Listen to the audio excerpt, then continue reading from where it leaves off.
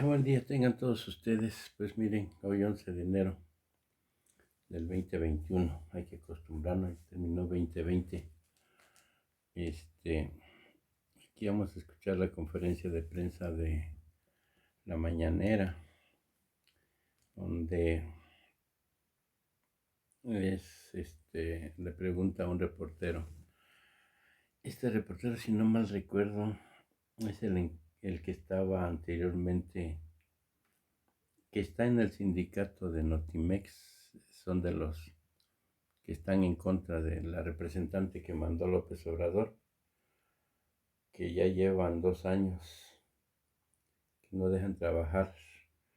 Acuérdense que estos tipos que estaban en Notimex eran los encargados de recibir dinero, el chayote más grande, y publicar únicamente lo que el gobierno les mandaba.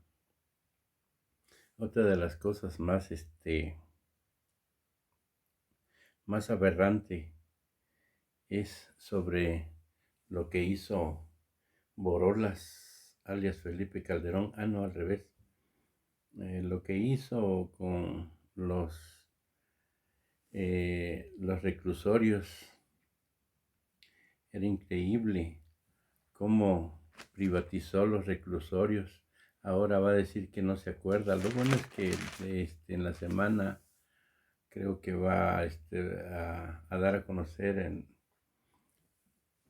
el presidente lo que cuánto dinero se derrochó, cuánto dinero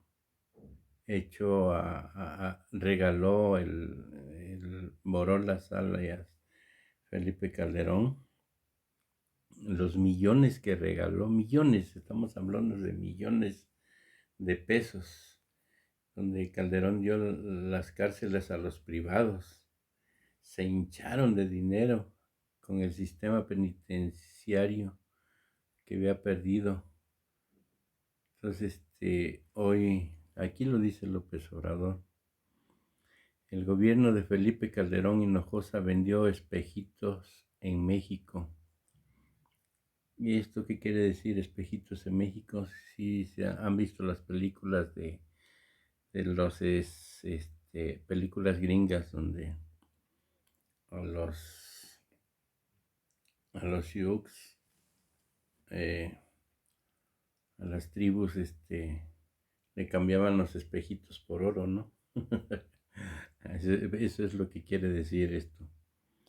Dice, de la mano de la iniciativa privada, el calderonismo prometió reducir costos económicos y sociales, además de contribuir a fortalecer la reinserción social del sistema penitenciario federal. Y como dice López, nadie decía nada, todos se quedaron serios. Es más, ni se dio a conocer, todos con el cierre en la boca. Esto es increíble. Sin embargo, esto no se cumplió y hoy hay 11.533 personas privadas de su libertad que cumplen su condena en cárceles privadas, donde sus derechos humanos y su reinserción social no está garantizado. Esa es una. También llenó de las cárceles con personas que no habían hecho nada. Los agarraban y se los llevaban. Y ya les inventaban cosas que hoy se están viendo.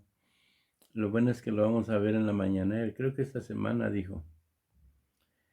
Las directoras de las organizaciones de SEA, Justicia Social y Reinserta consideraron que la ley de administración aprobada quedó a deber en el tema de reinserción social.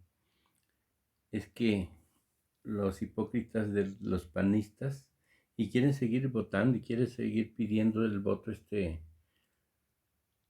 alcohólico. Dice, ¿qué sigue después de salir libre?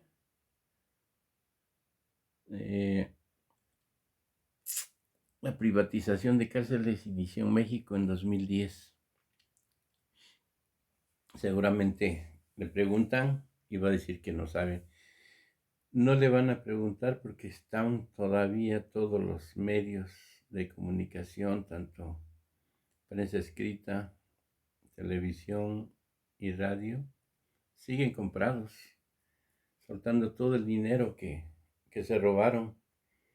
Sí, porque no se robaron 1 millón, 2 millones, estamos hablando de millones y millones y millones de pesos. Son los que se han robado. Y como no fue dinero suyo, dice que cuando no es tuyo lo echas a perder, lo tiras. ¿Qué les importa repartir dinero a todos los medios para que hablen bien de ellos y en contra de la 4T? Y aquí tenemos un ejemplo palpable. Esto no se sabía. Si hicieran su trabajo, su chamba, los reporteros investigarían, pero no esperan a que López Obrador destape la corrupción, la cloaca que había y que sigue existiendo. Por aquí un reportero le dijo de la cloaca sobre la protección a periodistas. Entonces, vamos a leer. Entonces el país llevaba 4 años sumidos en una guerra contra el narcotráfico que hizo que la tasa de homicidios dolosos aumentara de 55.8% real desde 2006, y en esa vorágine de violencia el sistema penitenciario no se daba abasto. En 2010 la CNDH, que estaban unidos. La CNDH, quien representaba a la CNDH, hacían lo que el presidente decía, en lo que decía Calderón. Reprobó el desempeño de las cárceles federales por el alto nivel de hacinamiento de presos que había y que no garantizaba los derechos humanos. En ese contexto, el gobierno de Felipe Calderón estaba preocupado por la tendencia de la alza de la población penitenciaria. Es un individuo que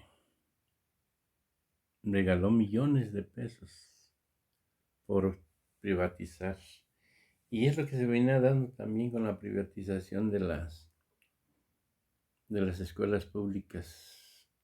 Yo estoy aquí en Puebla y en Puebla lo veo. No hay escuelas, no se hicieron escuela en todos los periodos. Desde Moreno Valle empezó a dejarse de construir escuelas. Pero pues llega un límite. La gente no tiene dinero para mandar a sus hijos a escuelas particulares, y que por cierto son muy caras, son carísimas. Entonces, aquí en Puebla, quienes van a las escuelas privadas son los que tienen el dinero. Las escuelas públicas son muy pocas. Estamos hablando aquí en Cholula, secundarias hay 3 secundarias.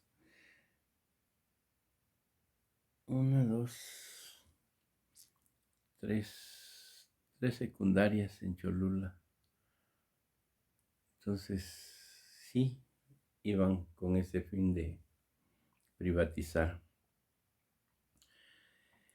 Bueno, dice que para potenciar la capacidad de reclusión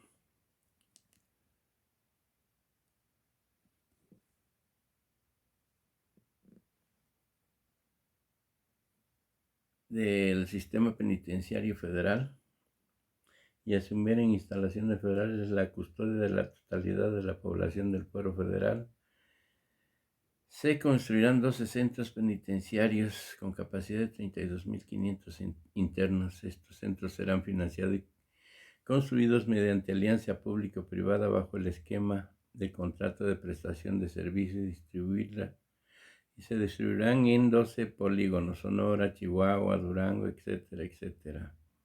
Eso es lo que decía el borracho de Borolas, alias Felipe Calderón. Entonces regaló dinero a manos llenas. Vamos a escuchar por ahí este reportero que quiere está con el sindicato opositor pues quieren el chayote, quieren el dinero, no es otra cosa. Por eso tienen 2 años sin dejar trabajar al Notimex. Entonces, lo que debe de hacer López Obrador es desaparecerla. O sea, al fin y al cabo que no ha funcionado en 2 años. La desaparece y desaparecen los trabajadores ahí. Al fin y al cabo que fueron metidos por la mafia del poder. Vamos a escuchar al reportero y a la contestación que le dio López Obrador sobre lo que hizo Borolas. Él no lo menciona, pero aquí se lo decimos. Quien hizo esta privatización y regalar millones y millones de pesos fue nada más y nada menos que Borolas. Y que se le preguntan, lo dudo que le pregunten porque sigue pagando chayote. No se va a acordar, va a decir que él no sabe nada, así como Genaro García, no sé nada. Vamos a escucharla. Informé yo a la LINAI que no habían entregado esta carta, que no había habido, que había un incumplimiento y pues ahí quedó el tema, nunca se me entregó la carta, presidente. ¿Qué ocurrió? No sé si usted esté enterado de esta falta de respuesta de la presidencia. ¿Qué nos podría decir al respecto? Pues no tengo información precisa, pero hoy te entrego la carta, ahora mismo. Es más, hasta aprovechamos para darla a conocer. Perfecto. ¿Sí te parece a ti? No, pues excelente, excelente. Bueno, nada más coméntale a Laurita. Es una carta que enviamos al rey de España hace como un año, ¿no? Marzo 25 del 19. Sí.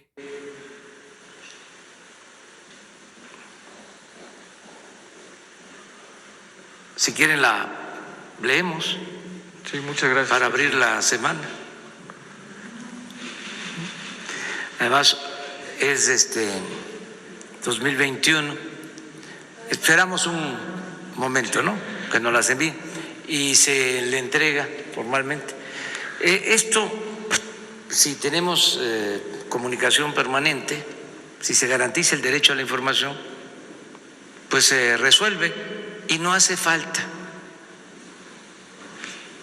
aprovecho para decirlo, el que exista todo un aparato que cuesta tanto, 1,000 millones de pesos, cuesta mantener al Instituto de la Transparencia.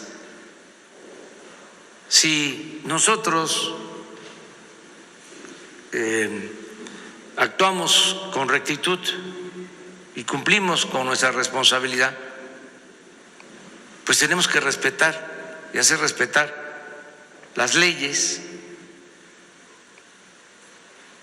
Y la transparencia es una regla de oro de la democracia.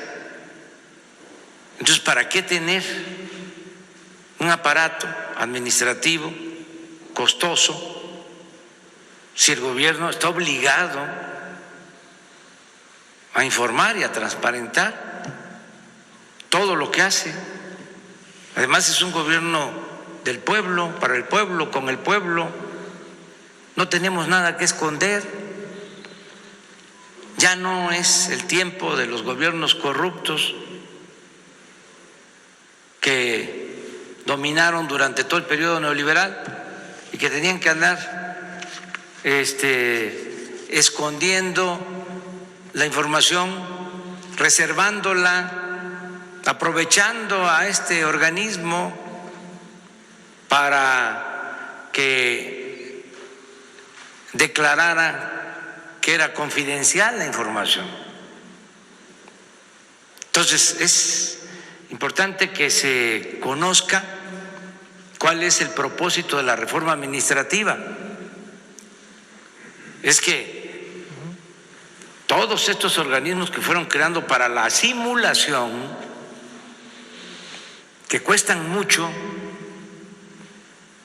que se mantienen con el presupuesto público, que es dinero del pueblo, pues no son imprescindibles, porque ya existe el gobierno, existe el poder ejecutivo, el poder legislativo, el poder judicial. ¿Por qué crearon todos estos organismos alternativos? Porque esto surgió básicamente durante el periodo neoliberal, pues para tener un gobierno afín, y con estos organismos operar mejor en el proceso de desincorporación de las empresas públicas, es decir, poder llevar a cabo con más rapidez la privatización de las empresas públicas y aparentar que había transparencia, que había honestidad. En el periodo de más saqueo que ha habido en la historia de México, crearon todos esos organismos. Entonces, ya son otros tiempos, tenemos que ajustar la administración pública a la nueva realidad. ¿Y por qué duplicidades? ¿Por qué tener la Secretaría de la Función Pública, la Fiscalía Anticorrupción, que es autónoma, la Auditoría de la Federación y aparte este Instituto de la Transparencia? ¿Qué no puede un solo organismo hacerse cargo de atender las demandas de los ciudadanos para que se entregue información rápida, expedita, sin ninguna limitación? ¿Qué no lo puede hacer la función pública? ¿Para qué el aparato? Y así como eso, pues hay infinidad de organismos. ¿Y qué significa? Bueno, todos estos organismos consumen miles de millones de pesos que podrían ser destinados a la educación, a la salud, al bienestar del pueblo. Todo esto se tiene que debatir, por eso lo puse en la mesa, para que todos reflexionemos sobre este asunto. Es como lo de los fideicomisos.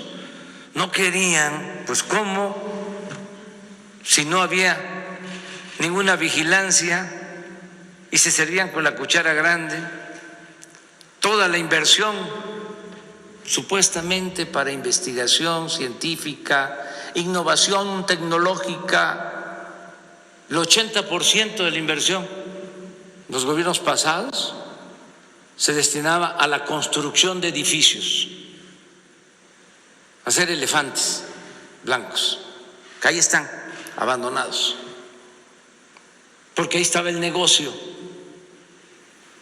Ahí estaba la corrupción, en la construcción de los edificios. Pero no solo eso, había un grupo selecto de supuestamente investigadores que tenían garantizado o tenían el privilegio de ir al extranjero,